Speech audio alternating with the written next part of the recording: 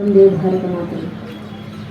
ಕ್ಷೇತ್ರದ ಗ್ರಾಮ ದೇವತೆ ಪಾದರವಿಂದಗಳಿಗೆ ಶರಣಾಗತಿಯನ್ನು ಬೇಡುತ್ತಾ, ಕ್ಷೇತ್ರದ ಈ ಮಣ್ಣಿನ ಎಲ್ಲ ದೇವರುಗಳ ಗುರುವರಿಣ್ಯರ ಪಾದರವಿಂದಗಳಿಗೆ ಶರಣಾಗತಿಯನ್ನು ಬೇಡುತ್ತಾ, ದಾಸಪೀಠದಲ್ಲಿ ದಾಸರಾಗಿರುವಂಥ 4000 ವರ್ಷಗಳ ಋಗ್ವೇದಗಳ ಪರಂಪರೆಗೆ ಜಗದ್ಗುರುಗಳ ಸ್ಥಾನದಲ್ಲಿರುವಂಥ ಮಹಾಸನ್ನಿಧಾನಗಳವರ ಪಾದರವಿಂದಗಳಲ್ಲಿ ಶರಣಾಗತಿಯನ್ನು ಬೇಡುತ್ತಾ, ದಾಸಪೀಠದಲ್ಲಿ ದಾಸನರಾಗಿರುವಂಥ ಎಲ್ಲ ವಿದ್ವತ್ ಗಣ್ಯರಿಗೆ, ನೆರೆದಿರುವಂಥ ಎಲ್ಲ ನೆಚ್ಚಿನ ದೇಶಭಕ್ತ ಬಾಂಧವರಿಗೆ, ಮಾತಾ ಭಗಿನಿಯರಿಗೆ, ಅಕ್ಕ ಅಣ್ಣಂದಿರಿಗೆ, ಇಡೀ ಕಾರ್ಯಕ್ರಮದಲ್ಲಿ ನಮಗೆ ಸಹಕಾರ ನೀಡ್ತಾ ಇರುವಂಥ ಆರಕ್ಷಕ ಬಂಧುಗಳಿಗೆ, ಪತ್ರಕರ್ತ ಬಾಂಧವರಿಗೆ ಹಾಗೂ ಎಲ್ಲ ಹಿರಿಯರ ಪಾದಗಳಿಗೆ ನಂಬಿದ್ದಾವಂದ್ರೆ ಇದು ಯಾವುದು ಸಾಮಾನ್ಯವಾದ ವಿಚಾರ ಅಲ್ಲ. ಕಾರಣ, ಒಂದು ಕಾಲದಲ್ಲಿ ನಮ್ಮ ಇದೇ ಹಿಂದೂ ಪರಂಪರೆ ನಾಶ ಮಾಡಬೇಕು, ನಮ್ಮ ಮಠಮಂದಿರಗಳನ್ನು ಮಣ್ಣಲ್ಲಿ ಮಣ್ಣಾಗಿಸಬೇಕು, ನಮ್ಮ ಸನಾತನ ಸಂತ ಪರಂಪರೆಯ ನಾಶ ಮಾಡಬೇಕಂತ ನಮ್ಮ ಮೇಲಾದ ದಾಳಿ 1, 2 ಅಲ್ಲ, 1000ಕ್ಕೂ ಹೆಚ್ಚು ವರ್ಷ ನಿರಂತರ ನಮ್ಮ ಮೇಲೆ ದಾಳಿಯಾಗಿದೆ. ಇಷ್ಟು ವರ್ಷ ದಾಳಿ ಏನು ಮಹಾಂತರ ಅಂದುಕೊಂಡ್ರೆ ಯಾವತ್ತಾದ್ರೂ ಇತಿಹಾಸದ ಪುಟಗಳನ್ನ ತಿರುವು ಹಾಕಿ ನೋಡಿದಾಗ ನಮ್ಗೆ ಅರ್ಥ ಆಗುತ್ತೆ.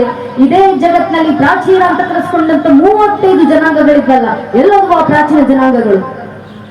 ಎಲ್ಲೋಯ್ತು ಜಗತ್ತಿನ ಮುಂದೆ ಪಿರಮಿಡ್ಗಳನ್ನ ಕಟ್ಟಿ ಮೆರೆದಂತ ಈಜಿಪ್ಷಿಯನ್ ಜನಾಂಗ, ಎಲ್ಲೋಯ್ತು ಜಗತ್ತನ್ನ ಆಳಲಿಕ್ಕೆ ಬಂದಂತ ಗ್ರೀಕ್ ಜನಾಂಗ, ಎಲ್ಲೋಯ್ತು ಜಗತ್ತಿಗೆ ಭಾಷಾ ಶಾಸ್ತ್ರ ಪರಿಚಯಿಸಿಕೊಟ್ಟಂತ ಪರ್ಷಿಯನ್ ಜನಾಂಗ, ಎಲ್ಲೋಯ್ತು ಜಗತ್ತಿನ ಮುಂದೆ ಬಿಚ್ಚುಗತ್ತಿ ಹಿಡಿದು ನಿಂತ ರೋಮನರ ಜನಾಂಗ.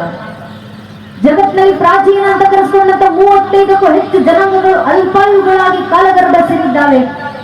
ನಮ್ ಕಣ್ಣು ಮುಂದೆ ಕಾಣ್ತಿರದಂತ 100 ಮತಬಂಧಗಳು ಕಣ್ಮರೆಯಾಗಿ ಹೋಗಿದ್ದಾವೆ. ಯಾಕೆ?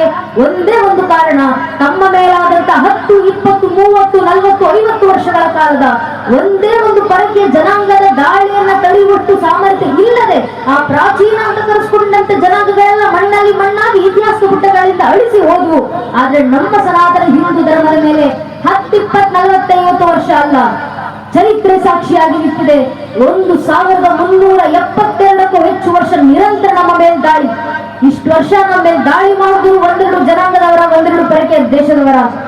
1000ಕ್ಕೂ ಹೆಚ್ಚು ವರ್ಷ ಮೊಘಲರು ಬಂದ್ರು, ಅರಬ್ಬರು ಬಂದ್ರು, ಅಫ್ಘಾನರು ಬಂದ್ರು, ಪೋರ್ಚುಗೀಸರು ಬಂದ್ರು, ಡಚ್ಚರು ಬಂದ್ರು, ಫ್ರೆಂಚರು ಬಂದ್ರು, ಇಂಗ್ಲಿಷರು ಬಂದ್ರು, ಶಕರು ಬಂದ್ರು, ಹೂಣರು ಬಂದ್ರು.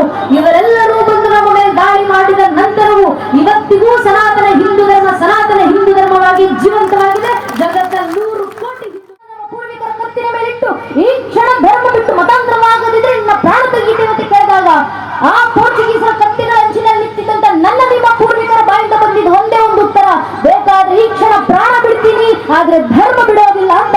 ಈ ಒಂದು ಉತ್ತರ ನಮ್ಮ ಪೂರ್ವಿಕರ ಬಾಯಿಂದ ಬಂದಿದ್ರಿಂದ ಇವತ್ತಿಗೂ ನಮ್ಮ ಪರಂಪರೆ ಜೀವಂತವಾಗಿದೆ. ಆ